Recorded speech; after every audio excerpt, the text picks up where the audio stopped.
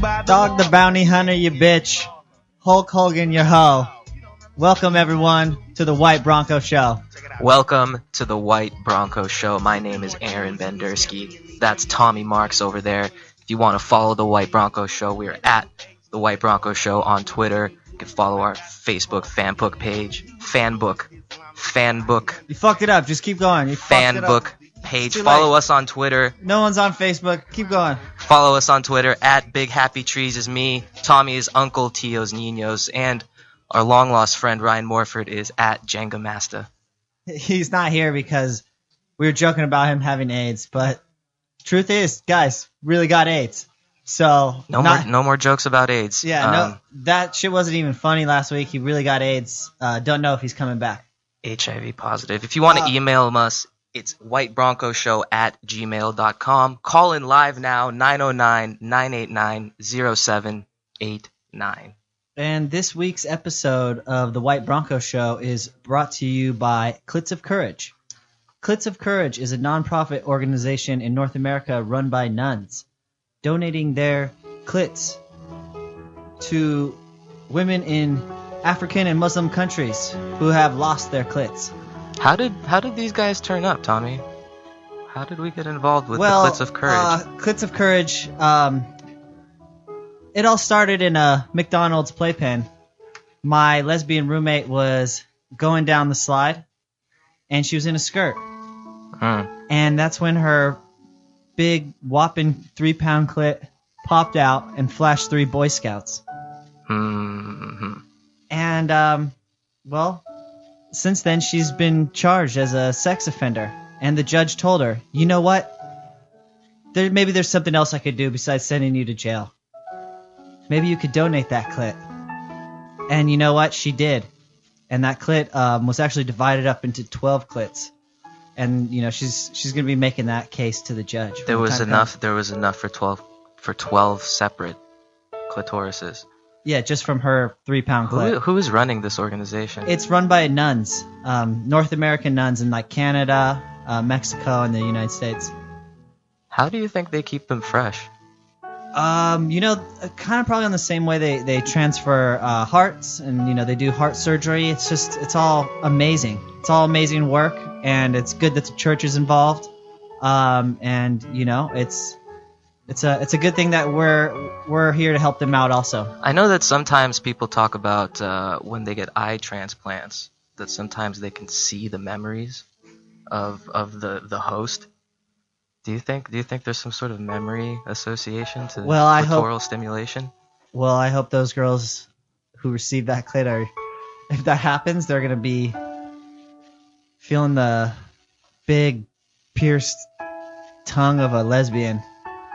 You know, nothing good has ever come out of the clitoral mutilation that's going on in Africa. I'm sorry, gentlemen. I can't keep it in. I mean, can you imagine what your roommate was living with 12 clitorises her whole life? No woman could ever, and thank you, Blaine, no woman could ever, you know, please her. And now she's kind of finding that peace without her clit. Well, it seems like everybody got a little piece out of the situation. Let's go to a brighter note, guys. Okay? Let's move on. That's our sponsor this week. We gave Fat Tuesday the week off. But let's talk about Twitter for a second, because I feel like when I moved to back to Los Angeles from Seattle, everyone was on Twitter up there, kind of everywhere else except here. And it really kind of pisses me off that no one around us uses it. It's much better than Facebook. It's much better than Facebook. You can consume so much information in, 90 seconds. It's insane. You can cover so much shit. And if people are trying to be funny, you're writing one-liners because it's got to be fucking short and sweet. To me, the greatest thing about it is it's a direct link. It's a direct link to anybody in the world that has a Twitter account. It's futuristic shit that I'm still freaked out about it, that you can get in contact with anyone. Yeah. And we were talking about how the success rate, if you reach out to someone famous, it's pretty much like all the time with us. It's weird. It's weird. But if you're gonna say something, most of the time it's something like worth saying. if you reach out with good intentions, people feel and usually. Someone reached out to us, by the way, last week. One of our fans, they asked us how come there's no female clowns? And you know what? I don't have an answer for you, guy. That is an excellent question. It's a great question. He had a weird theory. I don't want to get into it because it's kind of homophobic. But I don't think clowns are gay, buddy. But we're going to figure that out. Let me tell you what. If I ever saw a female clown at like a Halloween party, I would still be in. I'd be all in. We don't know that a lot of these clowns aren't females. All right. Well, hey, let's look. I want everyone who's listening to this to eventually get involved with Twitter. And follow us, guys. Follow me. Follow Tommy. Yeah, White Bronco Show. Interact with us. Get a Twitter account. I'm gonna keep this shit funny by reading off. I'm not gonna say if it's mine or somebody else's, but these are fucking sweet. So I'm gonna say who it is after I read the tweet, and then Aaron's gonna read a few off too. Oh, it's hard to guess now. Here goes the first one. Know those guitars with 2 necks? How badass would I look playing one of those in a graveyard that was on fire? Sorry if you just #jizzed. That's Rob Delaney. This is from Rick Ingram. Rick Ingram says, Mexicans are the Michael Jordan of picnics. That's a good one. Okay. Breaks my heart that pirates spend their whole lives following a map when the real treasure is the friendship they build along the way. That's that Jason last name. Here's one from the Iron Sheik at @_Iron Sheik. Miley Cyrus, George Zimmerman, same person. That's not a dated one at all. Once met a recording engineer who said, Rush and Tool are the only bands that matter. Before you ask, yes, his ponytail was luxurious. That's the Thomason. Great Twitter handle too. I'm gonna open up a Jewish day spa called Auschwitz. That's at Sandy Danto. Oh, hey, he's funny. One of my favorites, Sandy Danto. He's a funny stand-up One of the comedian. great unknown stand-ups. This is tweeting to Barack Obama at Barack Obama. Mitt Romney wouldn't have let my son wouldn't have let Ebola make my son gay. At Rob Delaney. This one is from David Taylor. This is June 19th, 2013, the day that James Gandolfini died. Rest in peace. David Taylor says, rest in peace, The Sopranos movie. That's kind of obscure, but I mean, like, you know, some tweets you are in the moment. Here's one. What else you got? Just started following Ricky Martin on Instagram. Unrelated, I'm kind of down for some closed eyes anal sex with my girlfriend tonight. That's me, guys. Uncle Tio's Niños. Tommy, do you know about Ken Jennings? Do you know who Ken Jennings is? No. He was on Jeopardy for 3 months in a row. Every day won an obscene amount of money. This guy is ridiculously funny on Twitter. Just going over some of his latest ones. His latest one. Sure, these could be normal checks from my checkbook, or they could be oversized novelty checks for tiny elves. How would you even know? Blaine is a fan. All right, hold on. Let's get another. What's his name again? Which one? Ken Jennings? Yeah, give me another Ken Jennings. Let me find it. Let's see. Here's something that was... Still thinking a lot about when the dude from Everclear was the tattoo artist in Wild.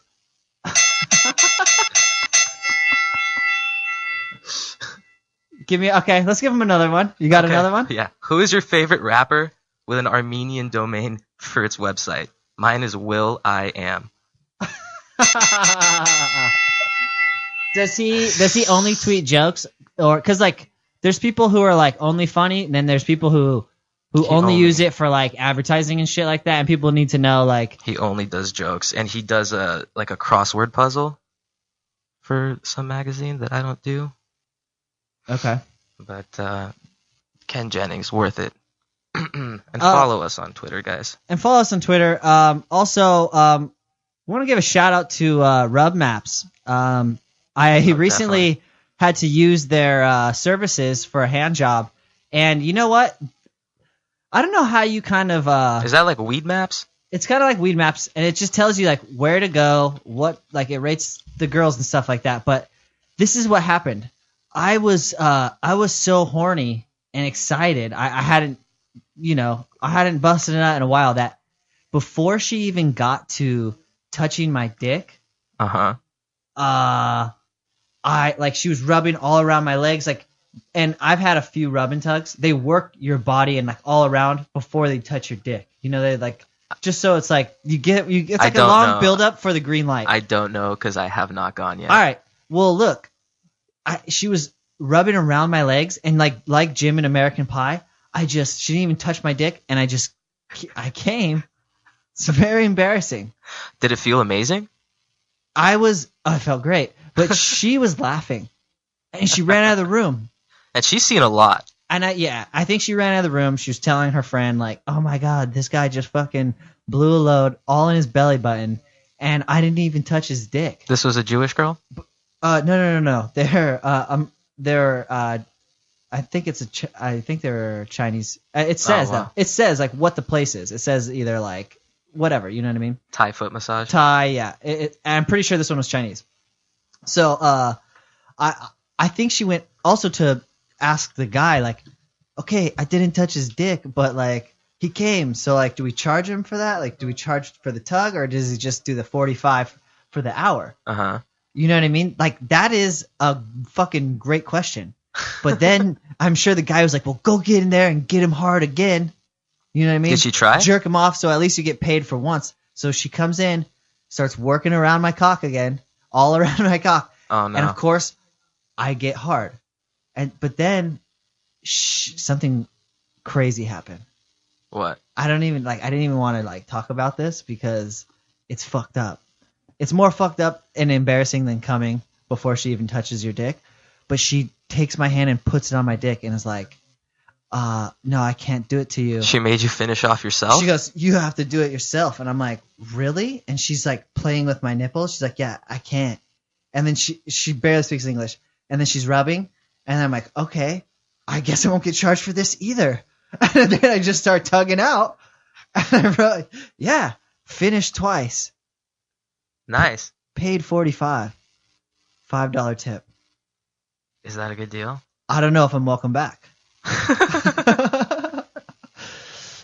And people always ask, like, how do you know? Like, now there's like a fucking an app for that, like to figure out like where to go. But you used to have to just like when you start on your back. I think the move, because you've never been, the move is to be like they're gonna be rubbing you on your back, and if they're not playing like close to your asshole, then you have to be like, hey, can you massage my chest? And then when you roll over, just be full mass. I had a horrible experience at a VIP room, in a VIP room at a strip club, and I kind of shut everything down after that.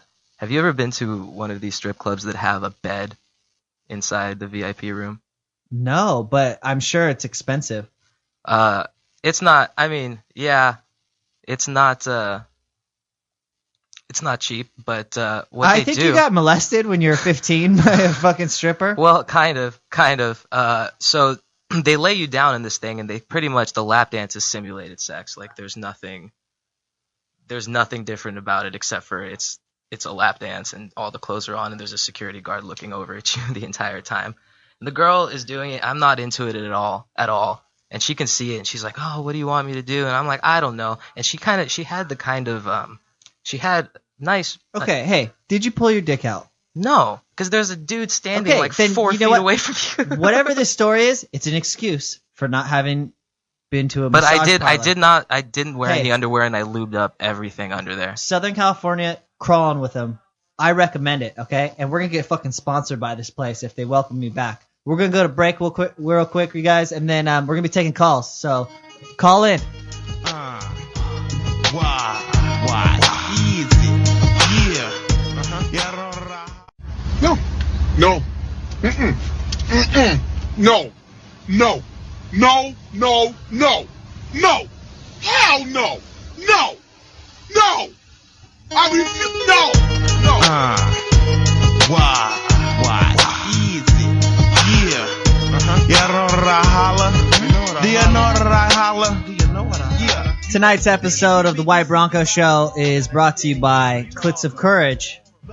But we haven't forgot about the show's number one provider, and that is Fat Tuesday. And she's actually called in. We gave her the week off, but we wanted to check in and say hi to her. Fat Tuesday, you there, baby?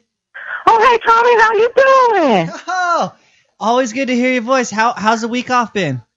Oh, it's been great. I like that song.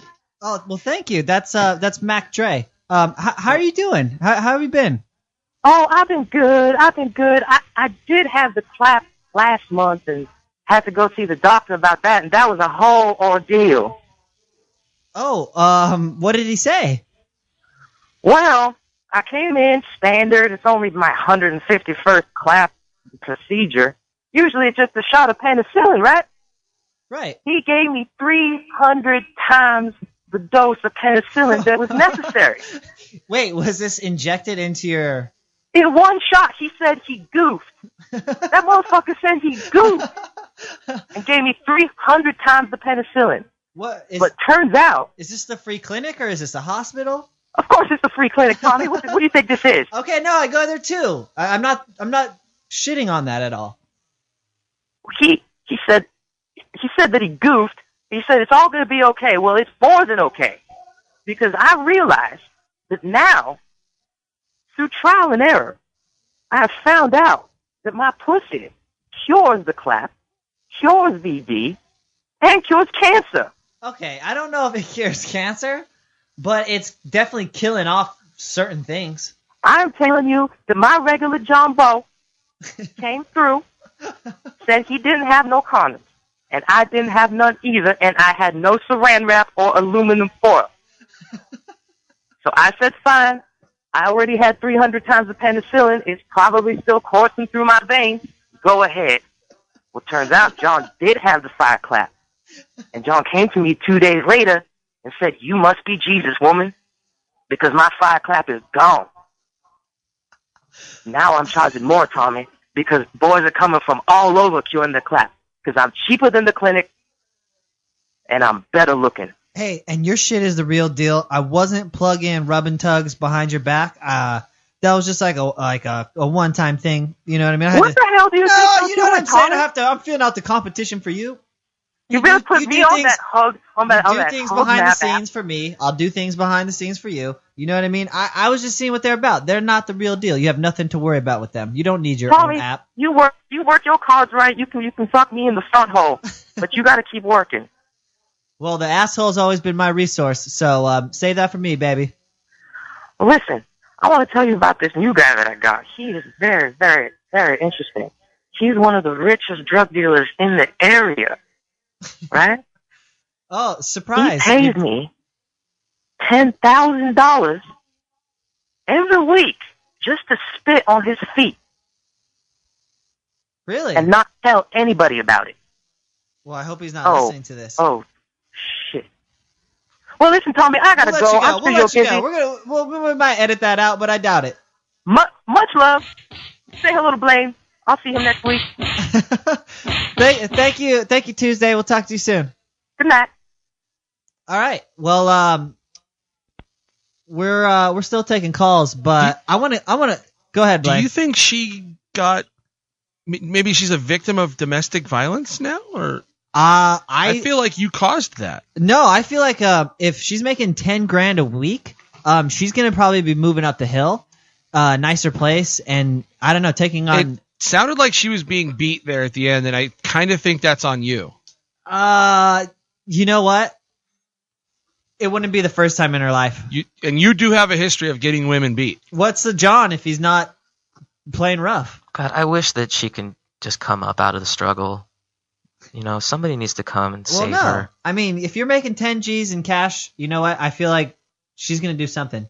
But she's blowing 9,500 of it every week. Hey, well, look, we're still taking calls, but I want to talk about a story that happened here in LA. There was a teacher in Placentia, which is really close to Los Angeles, and the students walked in and they found her hanging. And Jesus. yeah, she was actually the photo teacher, and it was like the photo building, you know. So there was a dark room. Uh-huh. There's a dark room in her classroom, and there's also a dark room in her heart, guys. that's so fucking weak. And she spent a lot of time in it. Yeah, but I mean, I just like I know that there's jokes in it, so I'm challenging our fans. Tweet at us any jokes you can about a teacher committing suicide, you walking in, because like I feel like if you could make that into like a sketch or a scene, like the guy, like the kids who opened the door with like the kids who gave her a hard time would kind of like high five each other. I don't know. The one kid, and then the one kid who had a crush on her would be like, guys, we got to get her down. And then he would run over and just put his head right into her tits and lift her up, kind of be like, come on, rip this thing down. Just so he could, drop her. Yeah, no, motorboat her tits. Chop this thing down. You know what I mean? Next thing you know, he's got her fucking sitting on his head. That's, I think there's a lot there. But as fucked up as kids can be, though, there's one student that might have had an argument with her about a grade or something, said something like, why don't you just fucking go kill yourself? And that was the last straw. Well, yeah, that's what I want to know what it was. She probably was fucking one of the kids. Dark room. She saw him like pass a note or get in an HJ, in the dark room from some, girl, and then, she's not, Mary Kay Letourneau, the first lady to fuck a young dude. The first one? Yeah, they're still together. Oh, right. Yeah, and he's a DJ. He's a Filipino kid, right? Yeah, dude, he's awesome. He's like a DJ up in Seattle. And like my friends have met him a bunch of times. Really? Is he good? Dude, they tried to get me to meet him the last time I was there, but like it didn't work out. I want to meet that guy really bad. I want him on the show. His name is like Milli Vanilli, some shit like that. He's sick. I remember when looking at pictures of that kid when that news story came out. You saw like he looked older. When he was 14, he already had a full mustache. Oh, when I sent him a friend request on Facebook, I wonder if I'm friends with him, but we'll follow up on that. I wanna definitely get him on the show if possible. If not, keep talking about him because he's a hero. Yo, man, his name is Vili Fualau. Oh, Vili, my boy, Vili. Yeah. Don't mess with me and my poly boys. That's why he was already full grown by 14. But this whole story got me thinking. When I was up in Seattle, I made a student film, and it was really amazing because my teacher told us you can make a movie on anything, except it can't be about two things. And like I forget what the first one was, and then the second one was like child pornography, and we're like, okay. So I was like, me and my friend were like, okay. I forget what the first one was. I didn't hear the word rape, so maybe we can make a movie on rape. And so I made a movie, and I'm going to be premiering it this Friday on YouTube, my YouTube channel, Uncle Teal's Comedy. It's a very, very dark movie, and it's about a kid who's looking for inspiration.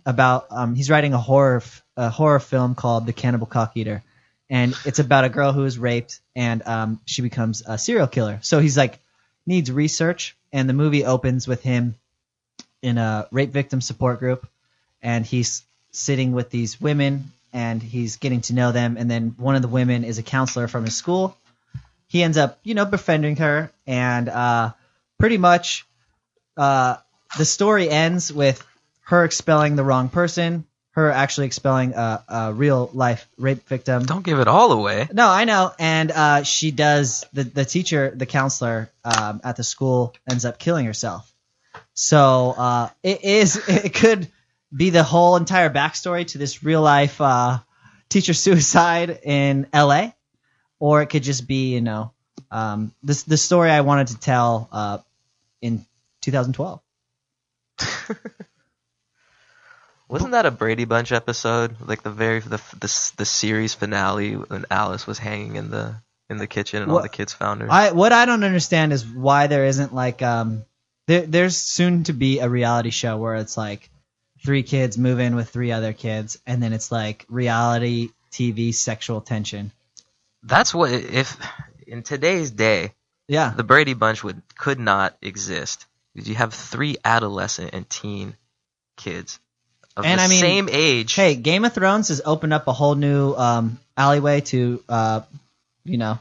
And their people being parents just got comfortable. together. Their parents are still in the honeymoon phase of their marriage, Yeah. right? Fucking a lot. I mean, You know what I mean? after Alice Jaime can hear it. Lannister had sex with his twin sister on top of their dead son's corpse, I think the sky's the limit for us, you guys. So I want to thank our sponsor, Clits of Courage, and always our sponsor, Vosh's. Vosh's Vosh's clothing. Clothing. Check them out. And big thank you to Chaotic Radio. We will see you guys next week. At Big Happy Trees, at Uncle Tio's Ninos, at The White Bronco Show. Uncle Like us Tio's on Comedy Facebook. YouTube channel. We'll see you next week. The itty bitty city by the water that's steady getting taller.